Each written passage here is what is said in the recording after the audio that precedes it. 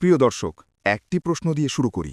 আপনি কি কখনো ভেবেছেন এই মুহূর্তে যদি মৃত্যু এসে দাঁড়ায়, আপনি প্রস্তুত তো? মৃত্যু এমন এক সত্য যা ধনী গরিব চেনে না, রাজা প্রজা আলাদা করে না, শিশু বৃদ্ধ কাউকে ছাড় দেয় না। আল্লাহ তাআলা ঘোষণা করেছেন, প্রত্যেক প্রাণীকে মৃত্যুর স্বাদ গ্রহণ করতে হবে। সূরা আল ইমরান। আজকের এই ভিডিওতে আমরা জানব, মৃত্যু আসলে কি, মৃত্যুর ভালো দিক, মৃত্যুর খারাপ দিক, মৃত্যুর পর মানুষের জন্য কি শান্তির বা শাস্তির বিধান আছে। মন খুলে শুনুন, কারণ এই আলোচনা কারো জন্য নয়, আমার আপনার সবার জন্য। মৃত্যু মানে শেষ হয়ে যাওয়া নয়, মৃত্যু মানে এক ঘর ছেড়ে আরেক ঘরে প্রবেশ। আল্লাহ বলেন, আল্লাহই প্রাণ গ্রহণ করেন তাদের মৃত্যুর সময়। সূরা জুমার। অর্থাৎ মৃত্যু কোনো দুর্ঘটনা নয়, এটা কোনো ভুলও নয়, এটা আল্লাহর নির্ধারিত সময়সূচি। হাদিসে এসেছে, নবী সাল্লাল্লাহু আলাইহি ওয়াসাল্লাম বলেছেন, তোমরা মৃত্যুকে বেশি বেশি স্মরণ করো, কারণ এটি দুনিয়ার মোহ ভেঙে দেয়। তিরমিজি। মৃত্যু আমাদের অহংকার ভাঙে, আমাদের স্মরণ করিয়ে দেয় যে আমরা অতিথি, স্থায়ী নই। এবার আসুন মৃত্যুর ভালো দিকগুলো দেখি, যেগুলো অনেকেই ভাবেন না। মুমিনের জন্য মৃত্যু হল শান্তির দরজা। রাসূল সাল্লাল্লাহু আলাইহি ওয়াসাল্লাম বলেছেন, মুমিনের জন্য মৃত্যু হল আরামের মাধ্যম। সহিহ বুখারী। দুনিয়ার দুঃখ, রোগ, ঋণ, অপমান সব শেষ, শুরু হয় অনন্ত জীবনের অধ্যায়, জান্নাতের পথে যাত্রা। আল্লাহ বলেন, হে প্রশান্ত আত্মা, তুমি তোমার রবের দিকে ফিরে আসো, সন্তুষ্ট ও সন্তোষভাজন হয়ে। সূরা ফাজার। যে ব্যক্তি ঈমান ও আমলের সাথে মারা যায়, তার জন্য কবর হয় জান্নাতের বাগান।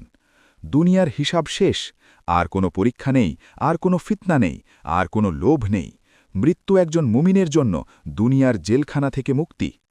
এবার আসি মৃত্যুর ভয়ঙ্কর দিকগুলোতে, যা আমাদের সতর্ক করে। তওবার দরজা বন্ধ। মৃত্যুর পর আর বলা যাবে না, হে আল্লাহ, আর একটু সময় দাও।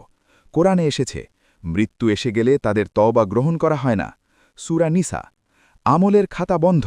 নবী সাল্লাল্লাহু আলাইহি ওয়াসাল্লাম বলেছেন, মানুষ মারা গেলে তার আমল বন্ধ হয়ে যায়, তিনটি ছাড়া: সাদকায়ে জারিয়া, উপকারী জ্ঞান, নেক সন্তান যে দোয়া করে।